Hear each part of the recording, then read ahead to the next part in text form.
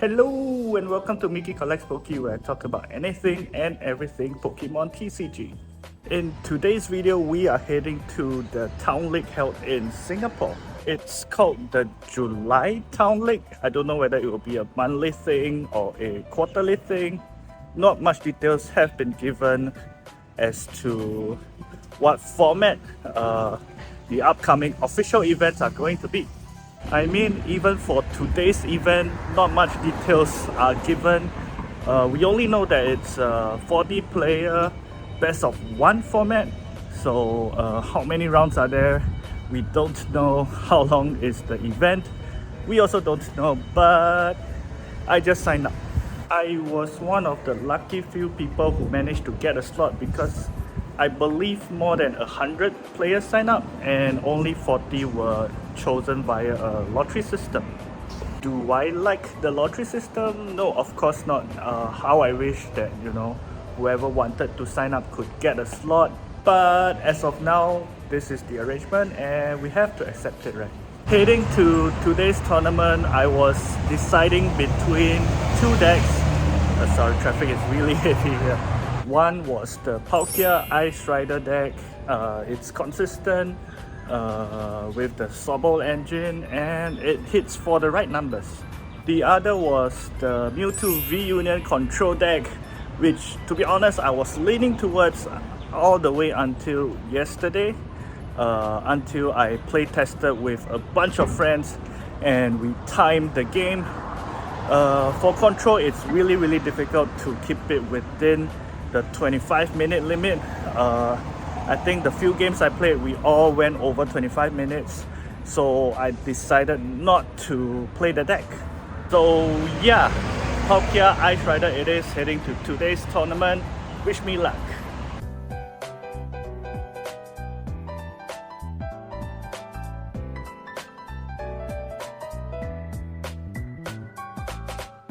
Okay, so for game 1, we faced up against a Zorak box. So for Zorak boxes, you have to be careful to not go to one prize when they have two prizes, because that is when the slow grow will come up. So the key to defeating a Zorak box is actually to hit them fast and take prizes quickly, especially at the start when they are still setting up, which is what happened to me. And Ice Rider Calyrex VMAX took over because our opponent, despite many Ultra Balls and Evil Incenses, didn't look for the Steel Wormadam, and that was when I knew that Steel Wormadam was priced. So we just use Ice Rider Calyrex to attack. And then our opponent couldn't set up in time. We got the 6 prizes before he could set up anything and we got the win. For game 2, we were up against a Arceus Inteleon deck and we managed to start first. So it was a Sobol at the front and I quick balled for a Ice Rider Calyrex V and attach an energy to it because I saw that, our opponent didn't bench any Pokemon. So during our opponent's turn, he couldn't bench any Pokemon, and that was when we knew that we had the chance to donk them. But we still had a bit of work to do because our hand wasn't that fantastic.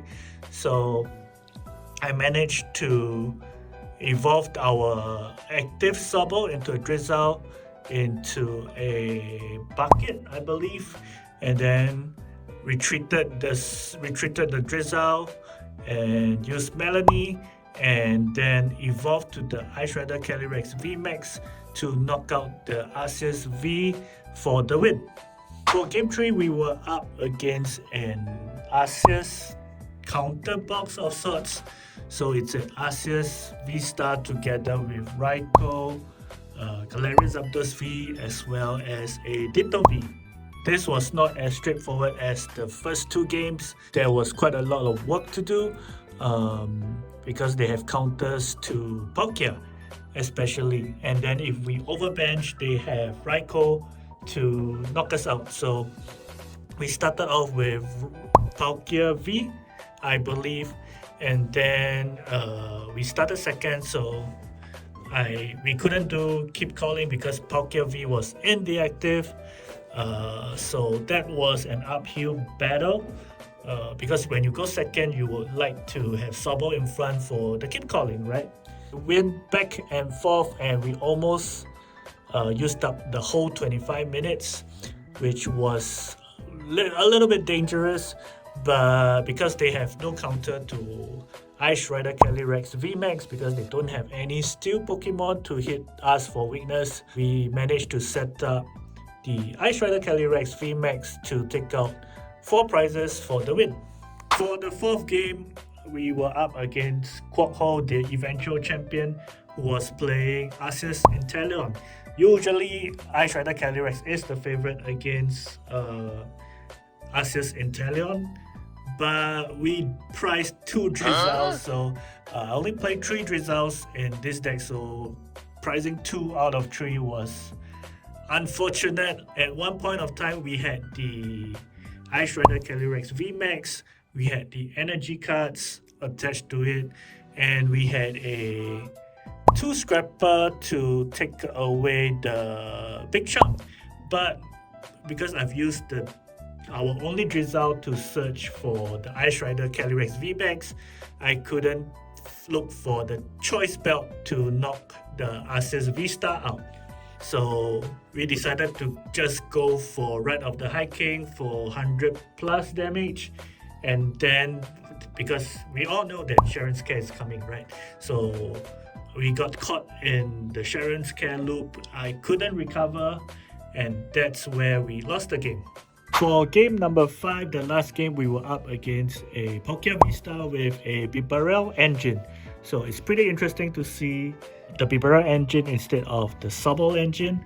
So it's a pretty straightforward matchup for me because Ice Rider Calyrex VMAX doesn't need full bench for maximum damage of 280, but the Palkia V-Star needs the maximum bench for their maximum damage. So we set up about the same pace, but we were able to outpace them because Ice Rider Calyrex VMAX can do 280 damage with a choice belt, but Palkia V-Star cannot knock our Ice Rider Calyrex out.